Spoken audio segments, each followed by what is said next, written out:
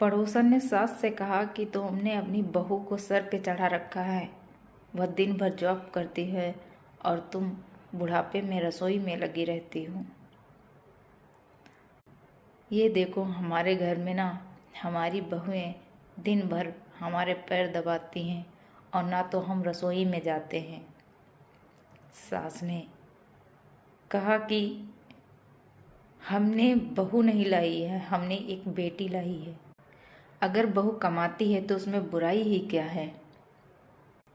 वो हमारे घर की बहू नहीं, हमारे घर की लक्ष्मी है। मैं अपने बेटे के लिए एक अच्छी जीवन साथी लाई हूँ जो उसे हर समय पर उसका साथ दे। और जब मेरे बेटे की नौकरी थी तब मेरी बहू सारा घर का काम करती थी। आज मेरे बेटे की नौकरी चली गई है, 3-4 महीने हो गए हैं, तो बहू कमा रही है, उसमें बुराई ही क्या है। जिस दिन मेरे बेटे को नौकरी मिल जाएगी उसी दिन मेरी बहू नौकरी छोड़ देगी। लेकिन जब तक बहू काम करती है तब तक हम लोग मिलकर काम कर लेते हैं।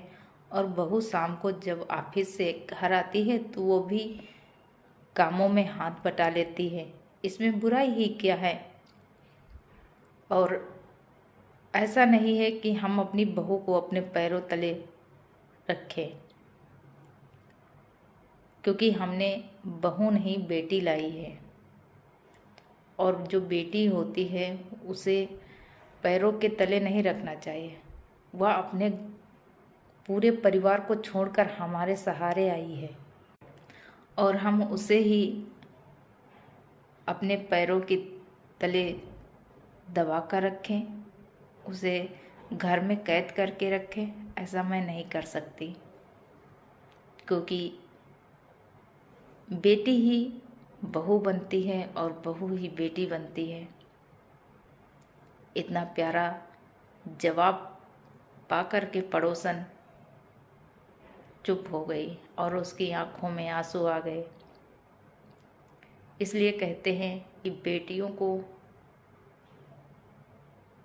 कभी भी तकलीफ़ नहीं देनी चाहिए। पता नहीं कैसा ससुराल मिले, लेकिन इस बहू का ससुराल बहुत अच्छा था।